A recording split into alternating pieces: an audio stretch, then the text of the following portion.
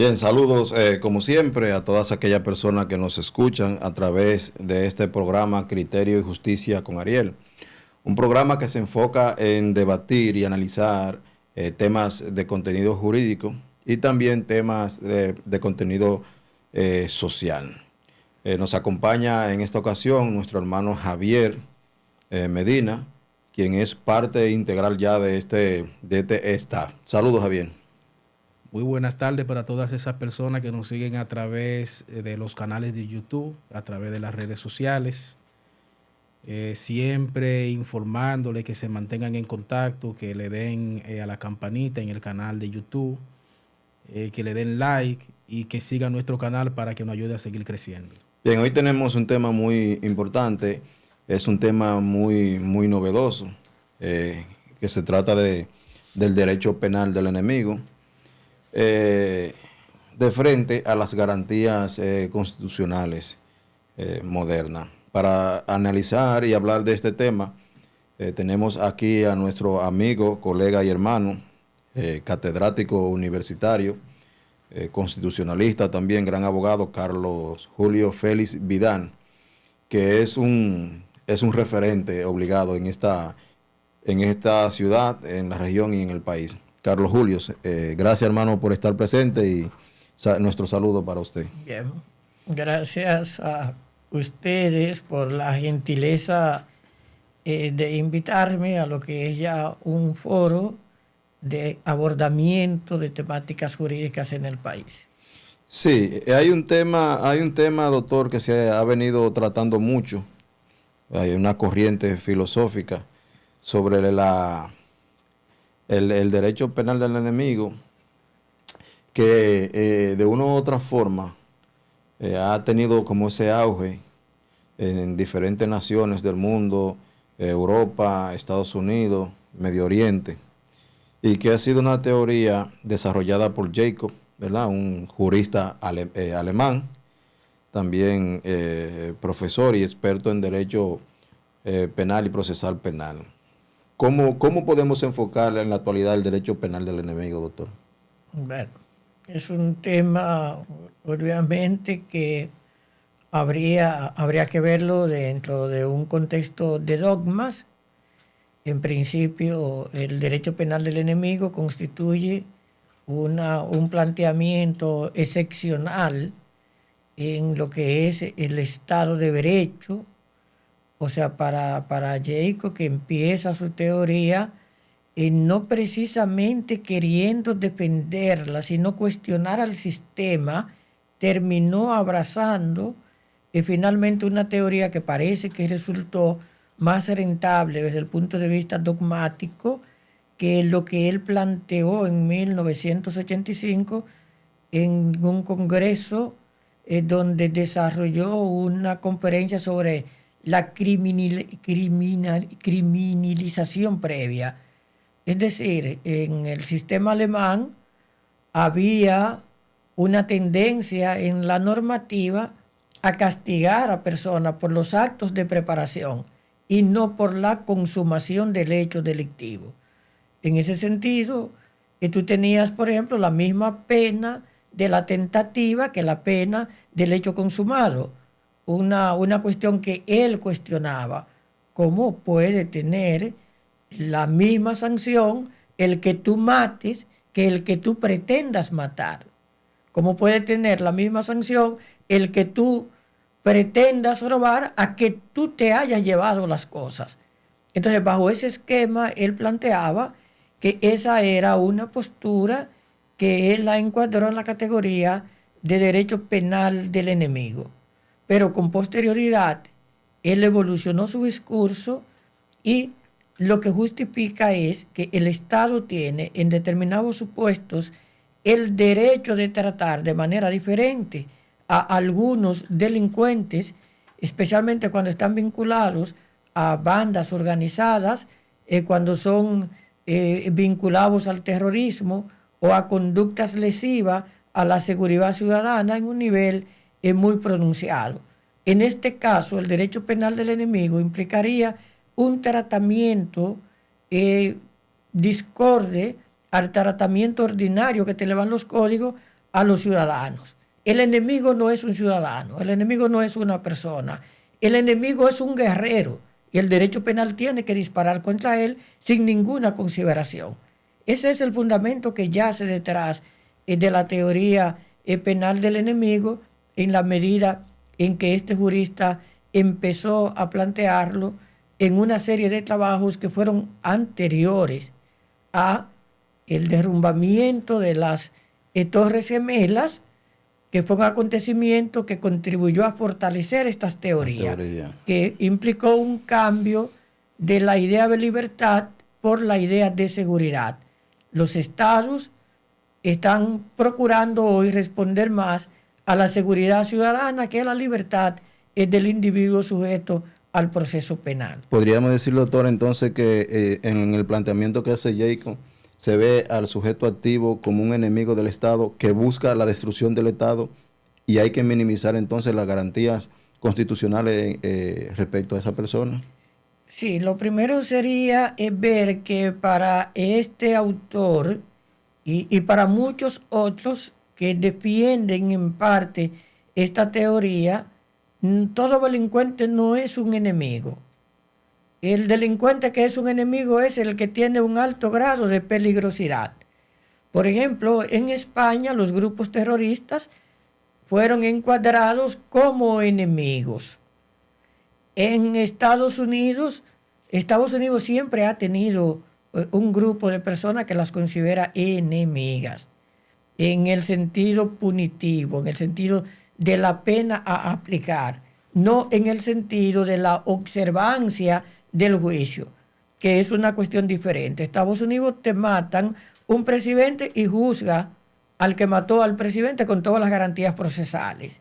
Ahora te le pone una pena que es para aislártelo de la sociedad, es para que no vuelva a delinquir, una pena que puede implicar 400 años de prisión, por ejemplo, y ¿quién los vive? Nadie los vive, pero en términos de respeto a las garantías, Estados Unidos obviamente no tiene ese derecho penal del enemigo tan marcado como lo han tenido otros pueblos, a pesar de que es ahí, en Estados Unidos, donde empezó la corriente en la década de los 80, cuando la incapacidad del Estado se manifestó que no podía suplir con creces las demandas sociales. Entonces muchos grupos empezaron a producir al margen de la ley y a crear grupos tan poderosos económicamente que podían hacer tambalear al Estado. Y bajo esos criterios, entonces se aprobaron normas muy restrictivas de derechos que se pueden decir que eran génesis de este derecho penal del enemigo.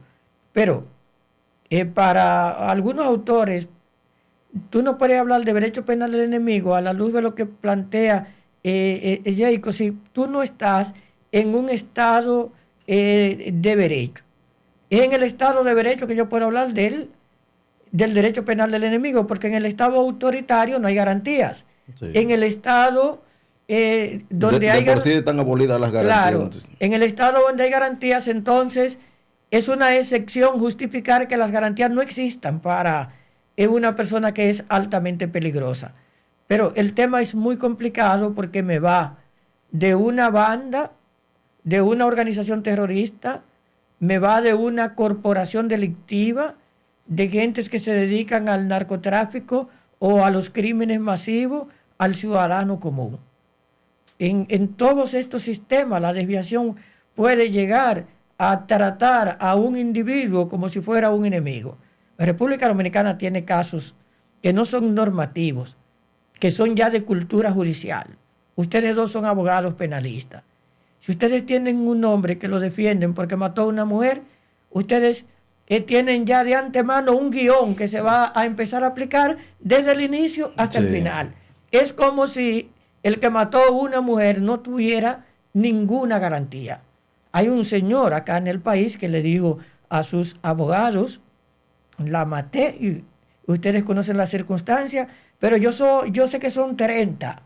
Pídanme ustedes mismos los 30, sí. Pero sáquenme en unos días, porque no quiero, si me van a poner 30, perder tanto tiempo yendo al tribunal, que me acompañen los abogados, que digan muchas cosas, que yo sé que ninguna las van a oír. Y al final el resultado serán 30. Los resultados serán 30. De manera que en el sistema de enjuiciamiento a estos señores se les priva de las garantías, por ejemplo, de la posibilidad de un atenuante.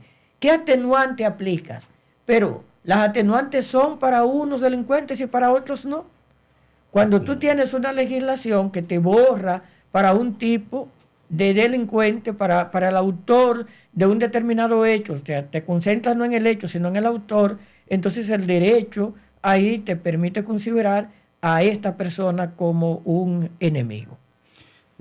Bueno, doctor, podríamos decir entonces que a raíz del acto terrorista de la Torre Gemela, se afianzó un poco más la teoría de Jacob en Estados Unidos, y que por ejemplo, los presos que estaban en la base de Guantánamo en Cuba, que duraron 20 años sin un proceso judicial, ¿se podría decir que son producto de la aplicación del derecho penal del enemigo? No. La grabación con respecto a las Torres Gemelas fue para las medidas de invasión a la intimidad. Antes tú ibas a un aeropuerto de los Estados Unidos y eran muy respetuosos contigo. Sí. Pero hoy hasta el menudo te revisan.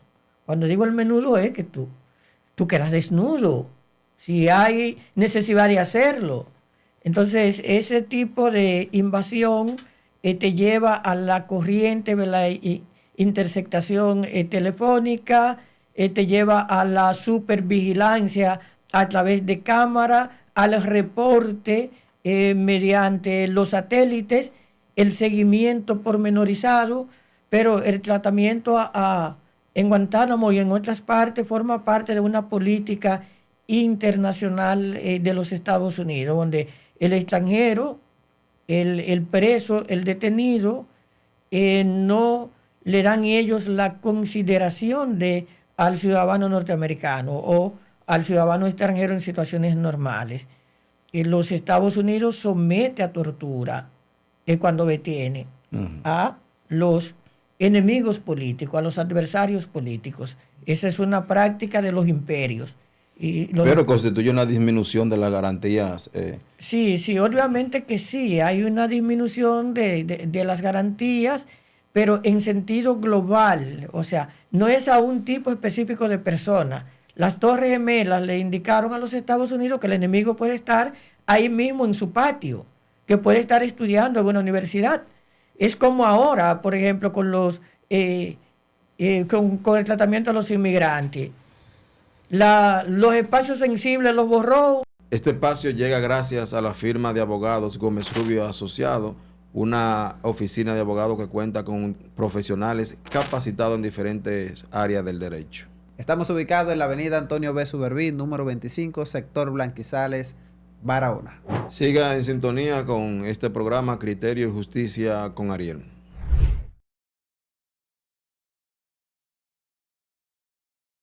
Se te limita y quien te debe juzgar será un juez profesional, no un juez religioso.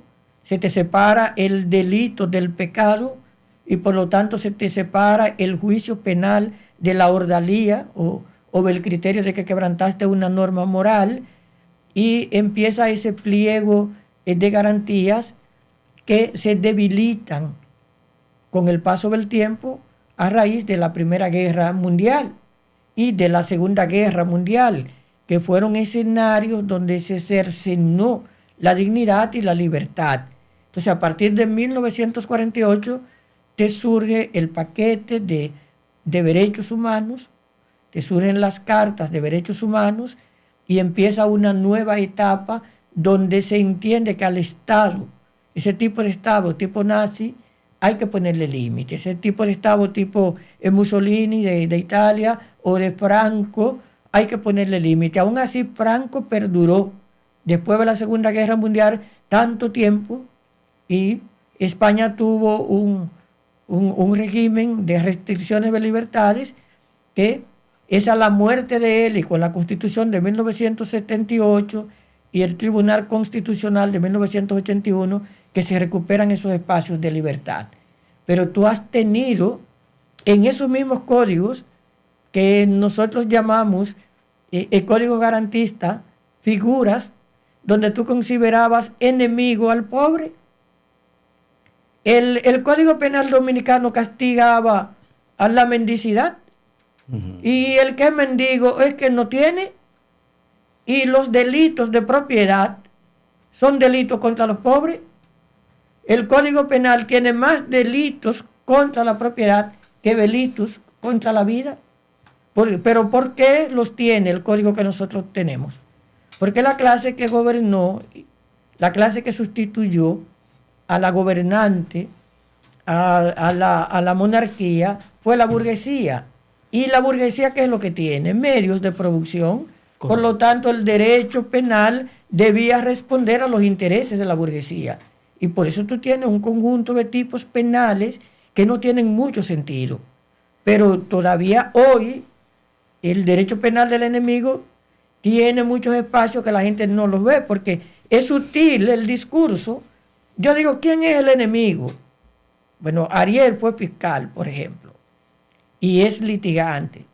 Y tiene dos papeles que le permiten comprender muy bien el esquema represivo. Aquí tú tienes gente sometida a procesos penales que le colocan lavado de activos, porque el lavado de activos es derecho del enemigo. Gentes que tú no puedes justificar este tipo penal. Pero desde que te colocaron lavado de activos, hay un conjunto de restricciones que ya tú tienes, porque el lavado de activos es acción pública, y si es acción pública, ¿qué dice? Incluso hasta el faldo de la prueba se Claro, invierte. El faldo de la prueba se invierte. Pero desde que te colocan lavado de activos, ya el juez está tentado a dar prisión preventiva. Ya el juez está tentado a no acoger garantías procesales. ¿Y por qué te colocan el lavado de activos en casos donde en nada lo justifica? O sea, alguien viene y roba en una empresa y robó y cogió cuarto y compró comida. Compró comida fue, o se compró un televisor. Ahora tú lo pones como lavado de activos. ¿Y qué es lavado de activos? O sea, robar para comer o robar para comprarte un carro, eso no es lavado de activos, eso es robo. Pero le incorporo lavado de activos y convierto a esta persona en un enemigo. Las normas restrictivas de derecho en esta etapa se pueden justificar como derecho penal del enemigo también. Un ejemplo sería la ley o la ley que se pretendía aprobar del DNI. Bueno, la ley del DNI es el caso más reciente, más descarnado que ha tenido la República Dominicana para consagrar el derecho penal del enemigo. Ahí hasta nosotros, los abogados, íbamos a ser enemigos, porque el tratamiento que se le daba a los profesionales que tienen que recibir secretos profesionales, a los profesionales que tienen que controlar o manejar ingresos, era despiadado. Y la capacidad del Estado, de las agencias del Estado, de intervenir, de investigar, alejaba totalmente de lo que son las garantías que la Constitución plasma. No había ningún tipo de dignidad en eso. Sin embargo, la ley se ha planteado un nuevo proyecto y en ese nuevo proyecto siguen habiendo limitaciones de este tipo. Y va a pasar... Que habría que estar atento porque... Sí, porque ya hay dos precedentes con respecto a la ley. Uno es constitucional y otro de presión social que obligó a someter un nuevo proyecto, pero ese nuevo proyecto... Y que obligó al presidente a retirar la propuesta incluso del Senado porque hubo una gran presión social. Por eso. Sí, claro, pero esa presión social no es suficiente como para que no pasen algunas cosas que encuadrarían dentro de la teoría penal del enemigo. Bien, yo entiendo que el tema ha sido explicado, ¿verdad? Y se entiende. Lo importante es poner a la comunidad jurídica de esta ciudad de Barahona a que escudriñe, investigue sobre el tema. Porque de una u otra forma pudiéramos identificar en nuestra legislación vigente y en la que pudieran venir en el futuro algunos elementos que podrían ser propios de la aplicación del derecho penal del enemigo y que restrinjan garantías constitucionales y derechos fundamentales, porque la privacidad es un derecho, la privacidad es un derecho fundamental. Y si tú permites que una ley como la que se pretendía aprobar del DNI te invada de una forma descarada, ¿verdad? Eso podría traer, ¿verdad?, daños al sistema de derecho. Voy a terminar con una frase, con un pequeño párrafo de Jacob, que decía esto. Según Jacob, ciertas personas, porque son enemigos del Estado o de la sociedad, no tienen todas las protecciones y procedimientos penales que se dan a otras personas. Jacob propone la distinción entre el derecho penal del ciudadano, que se caracteriza por el mantenimiento de la vigencia de la norma, y un derecho penal del enemigo, orientado a combatir los peligros y que permite que cualquier medio disponible sea utilizado para castigar al enemigo. Ahí está más o menos resumida la propuesta de... Eso lo ve Jacob. Te aconsejo que veas el enemigo en el derecho penal. Jacob escribe el derecho penal del enemigo y Eugenio Raúl Zaffaroni escribe el enemigo en el derecho penal. Que son dos teorías que tiene chocan. un discurso para cuestionar que en un Estado democrático y de derecho no debe haber cabida a un derecho penal del enemigo. Estamos de acuerdo con eso. Gracias, doctor. Para nosotros es un privilegio haberlo tenido aquí, Javier. Este programa será de mucha ayuda para la comprensión del tema en la comunidad jurídica baronera. Doctor, gracias por estar con nosotros. Javier. La ventaja que tiene el doctor, que siempre le doy seguimiento a su programa, es que él aborda los temas desde un punto de vista filosófico y desde un punto de vista práctico. O sea, son temas que cualquier ciudadano puede comprenderlo con mucha facilidad.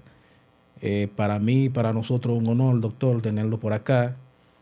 Usted siempre ha gozado de mi aprecio y mi distinción. Y así es. Para adelante. Sí, este programa puede verlo por YouTube, ¿verdad? Criterio y Justicia con Ariel. También lo replicamos en Instagram, en Facebook. Pero lo más importante es que usted se suscriba, ¿verdad? Y comparta el video para que la formación y el contenido llegue a todas partes. Gracias por todo y doctor, gracias.